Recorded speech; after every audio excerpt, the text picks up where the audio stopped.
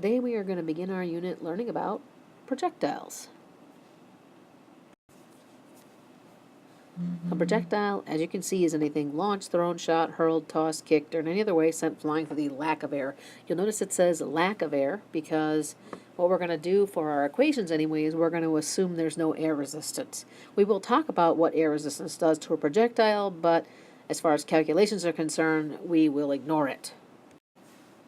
There are other terms besides projectile that you need to know. The first one is trajectory. As you can see, the trajectory is the path of the projectile. Whatever shape that path is depends on how the projectile is launched. The second term is range. The projectile range is the horizontal distance that the projectile travels. If you are going to be doing anything from shooting a free throw to shooting a rabbit to shooting a cannonball, you need to know the range because you want to make it land on the right spot. Then there is hang time. That is the projectile's time of flight. Hang time can be important, for example, in football.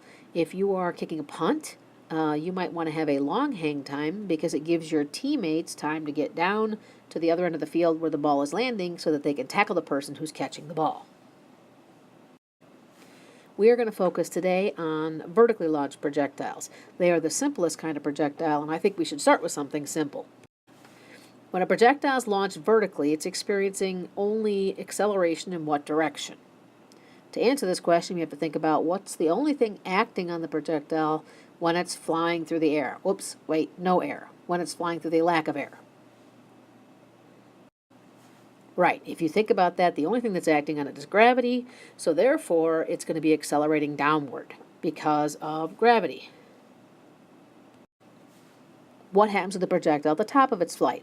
You know the answer to this question already, and there's several of the questions that are going to follow because you did the video with the vertically launched projectile. So you should already know the answer to this question. What happens to the projectile at the top of its flight? Of course, is going to come to rest. It's going to travel up, it's going to stop, and then it's going to travel back down. Because it comes to rest at the top of its flight, we are going to say the final velocity of the projectile at the top is 0. Notice here this is not written properly. The format of my PowerPoint was messed up. This should be V with a subscript F top equals 0. So apparently subscripting is not something this particular program can handle. What happens to the acceleration of the object at the top of its flight? Well, we know that its velocity goes to 0, so does that mean its acceleration also goes to 0? Well, we know that can't be the case because if its acceleration went to 0 at the top of its flight, there would be no reason for the object to come back down. It must still be undergoing the acceleration due to gravity, and that is why it falls back downward. Notice the acceleration due to gravity is 9.81 meters per second squared. Once again, the formatting is messed up on my PowerPoint. As this slide said, we have to make sure that we make gravity negative when we're expressing it because the velocity was upward and gravity is downward. The way we show that they are opposite directions is we make one of them positive and one of them negative. Up is always positive, so therefore gravity must be negative. How does the time of flight up compare to the time of flight down? Well, as you saw in the video, the two times are pretty much equal. The only thing acting on it is gravity. It's the same value of gravity in both directions, therefore the time of flight is the same. What we're going to do now is we're going to do an example problem of how we would use math with vertically launched projectiles. So here's the example you need to write down. Johnny throws a baseball straight up with an initial velocity of 25 meters per second. The first question we're going to answer is what is the time of the flight of the ball if it returns to the same height from which it started? We're always going to have to assume it returns to the same height from which it started in order to make some of these things we just talked about be true. So let's go with that. So assuming you have this question written down, let's work out how we solve this problem. The first thing we have to do, of course, is the givens. When we're doing the givens, we want to start with what we know are the understood givens, the things we just talked about. For instance, we know that at the top of its flight, the velocity of the ball is 0. So we can put a given of V final at the top is 0. Well, what else do we know? We also know the initial velocity of the ball, since that was given to us in the problem. We know the initial velocity is 25 meters per second. In addition to this, we also know that the object is undergoing the acceleration due to gravity, so we know its acceleration is negative 9.81 meters per second squared. And we are, of course, looking for t. Looking at these gibbons, we know there is only one kinematics equation that's going to be able to solve for t for us, and that would be our v final equals v initial plus at equation, or actually you could also pick a equals v final minus v initial over t. I'm going to go with the first one. Notice I have used v final top here because that's one of my gibbons. If I'm looking for v final top, that would mean I am actually finding t at the top, so I need to fix that in my equation. Now all I have to do is substitute in what I know and solve for t. So when I substitute that in, I have 0 meters per second equals 25 meters per second plus a negative 9.81 meters per second squared times t top. So I subtract the 25 meters per second from both sides, so I get negative 25 meters per second equals negative 9.81 meters per second squared times t top. Now to solve for t top, I divide both sides by negative 9.81 meters per second squared. When I do that, the 9.81s cancel out on that side, so I'm left with t top is equal to 2.55 seconds. So that's our final answer, right? Of course not. It did not ask us what is the time for the ball to get to the top of its flight. It asked us for what is the time of flight of the ball. We've just figured out how long it took it to get to the top. So to figure out how long it takes it to get all the way back to the bottom, we need to use the fact that time up equals time down, and from that we can find the total time simply by doubling the time to the top. So the total time, t total, is equal to twice that, so that would be 5.10 seconds. As I said, we got that by doubling the time to the top, and that's what you'll do in these kinds of questions.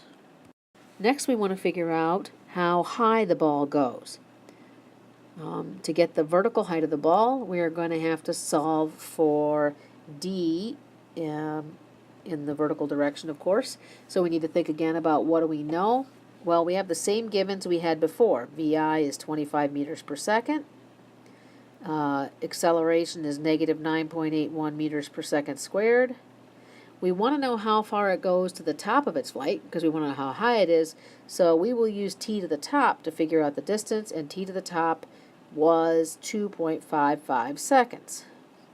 So all I have to do now to get the distance is plug that information into the distance equation that we know and love, d equals vit plus 1/2 at squared, where the a in this case is the acceleration due to gravity, g. So we'll plug in those numbers and we'll solve for d. Had to move that to make it fit. And then we just simply solve. Please don't forget that gravity must be negative 9.81 meters per second squared, and that the time in the second term here is wow, that was cool. The time here, okay, sorry about that little earthquake there. The time here in the last term is, okay, I don't know what I'm doing. There we go, squared. Don't forget to square that time. All right, so simply plug it in your calculator and solve, and you should come up with the answer. I got 31.86 meters. I hope you worked it out too to see if you get the same answer. Notice the units are meters because in the first term the seconds cancels out the seconds in meters per second, leaving meters. In the second term, the second squared cancels out the second squared to the bottom of meters per second squared. So the last question is, how fast is the ball going when it finally reaches its original height again? So this time we are looking for V final, but not V final at the top. We're looking for V final at the end.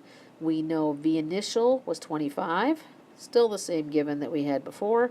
We know the acceleration is still negative 9.81 meters per second squared. And we know the time. Now this time we want the time at the end, so therefore we want the total time is 5.1 seconds. So all we have to do is go back to the equation that we used before. V final equals V initial plus AT, or GT, and solve for V final. V initial was 25. A is negative 9.81 meters per second squared, and T is 5.1 seconds. When you do that math, you get V final equal to negative 25 meters per second.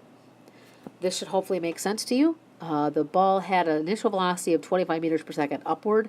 The only thing acting on it the whole time, the thing that slowed it down and brought it to rest and then brought it back down, was gravity. Gravity didn't change, so it makes sense at the bottom it has the same speed it had at the top, but going in the opposite direction. Hence the negative 25 meters per second.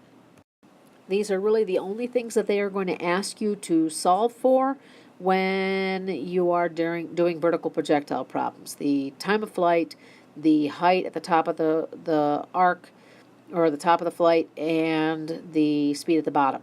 You could be asked the height at any particular time in its flight. In that case, you would just solve for D using the time they give you. Okay, hope this all makes sense. If it doesn't, I'll replay it, and if it still doesn't, write down your question so that you can ask me in class tomorrow.